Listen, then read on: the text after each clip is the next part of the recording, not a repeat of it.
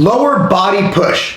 Again, we're splitting this up into weeks 1 through 4, weeks 5 through 8, and weeks 9 through 12. Now, it's going to be a squat-based program because squats are the single best thing you can do for your legs, your body, your core, you name it. You just have to do it smart. And that's why we're starting out, even if you're doing back squats.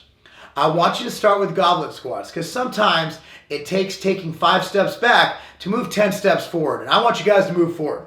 So goblet squats, you start off 5 sets, 8 to 15. Hold the dumbbell in front of you or the kettlebell and squat down, engaging your core and your entire upper body and keeping everything nice and tight.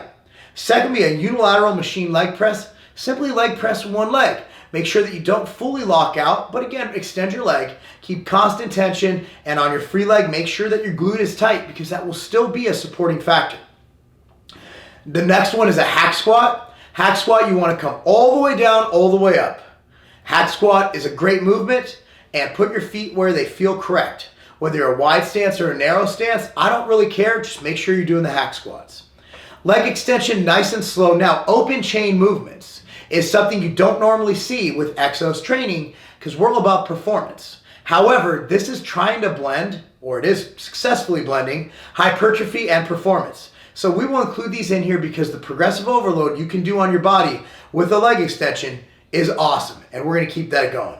Next, be a standing calf raise. There's a gym hack you can do where you step under a barbell, put a plate under your feet and press up like that. Or if your gym has a standing calf raise machine, use that. Next, be a weighted cable crunch. Focus on curling your abs down and not just bending at the waist. Nice contraction, squeeze at the bottom, blow the air out, and make sure to do those nice and controlled and strict. The first progression of the squat is the goblet squat. Now the goblet squat is also probably the best core exercise you could possibly do. It's a great way to start getting ready to do a standard back squat, which is the ultimate, the king of all exercises. 2 ways you could do this. You could use a dumbbell or a kettlebell. Now, you're gonna see a lot of people, variations of squats where you go like this. Not really a fan of that because you're not getting a lot of the core stability involved. So for a kettlebell squat, for a goblet squat with a kettlebell, come up here. Now, I'm not holding it against my chest because I want to activate my core. So I'm going to have it out here. That way, pecs are activated, shoulders activated, arms activated, feet about shoulder width apart, toes facing straight. You'll see some people do this. Generally speaking, I like to go put my toes like this. One good way to find distance in your feet. 1, 2. That's how you do it. Come in, straight ahead, chest out, tense.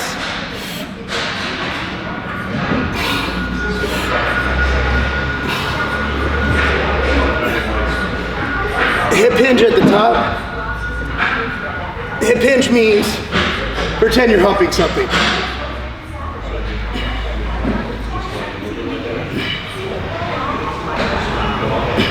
Chest up. Now, using a dumbbell, come in here, grab the dumbbell right here. Out from your chest, straight ahead.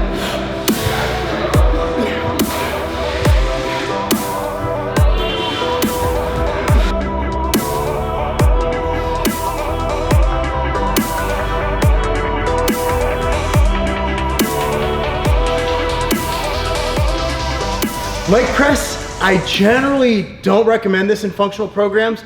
However, we're looking for hypertrophy as well. We're looking for some body changes, and nothing overloads the quads quite like a leg press does. Okay, so what we're gonna do here is we're starting the first progression as a unilateral leg press. That means we're gonna use just one leg. What that does, it'll teach your body to contract the other glute. Again, we're looking for always contracting our core and our glutes. You're gonna come down nice and slow as far as you can go without rounding the back. Here's the beauty of unilateral leg press.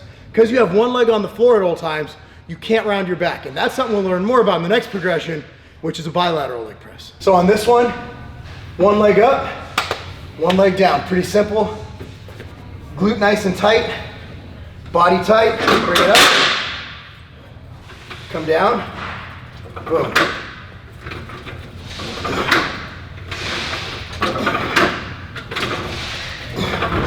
Again, you don't want to totally hyperextend your leg, slight bend in the knees.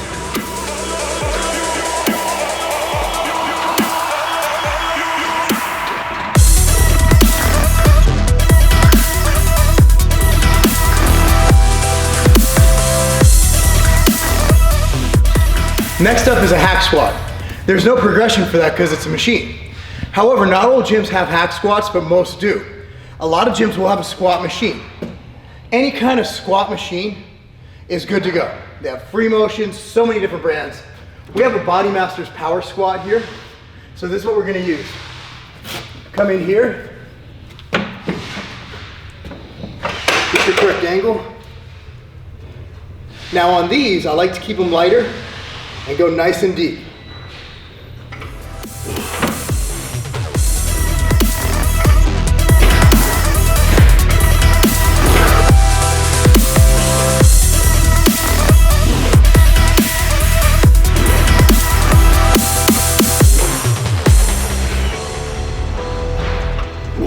Generally speaking, functional trainers like EXOS trainers don't usually do open chain movements. Open chain is something like a biceps curl or a leg extension because, hey, doesn't really apply to the field or any kind of athletic event. However, we're looking to combine the best of both worlds, which is hypertrophy as well as performance, being able to move. So I don't mind adding in some open chain movements. Now, a leg extension, while we don't hyperextend on leg press, you want to squeeze as high as possible with the maximum contraction on your quadriceps. So, hook your leg under, come back, grip the handles, raise controlled, squeeze, and down. Raise controlled, pause at the top, and down. You can breathe through on these. No Valsalva or holding your breath in for the internal belt needed, because you're just putting all the pressure on your quads.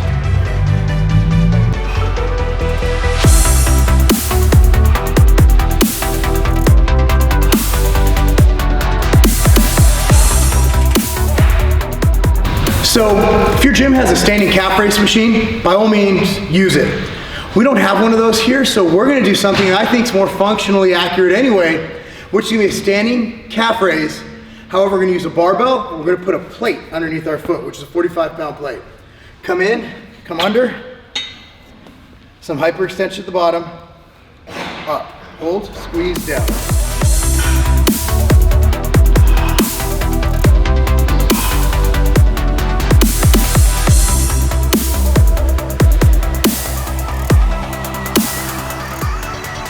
Weighted cable crunches. These are cool because they allow you to really arch your, just bend at your back, okay? Now you don't want to just mindlessly do that. You want to focus on actually contracting your abs, getting a nice squeeze. Now I like resisted ab exercises. You can do all the crunches in the world. Again, it's a muscle. It needs overload. And this is how you're going to overload it. So you grab a rope or something to hold the cable, drop down, fix the rope to your neck. Nice comfortable position. Now, instead of just doing this, see, I'm just crunching, there's nothing really happening.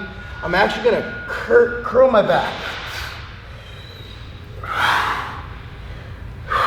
Tighten the abs, even suck them in, creating a little vacuum pose. Really contract the bottom, release nice and slow. Focus on breathing. Make sure all the air is out at the bottom. Come up.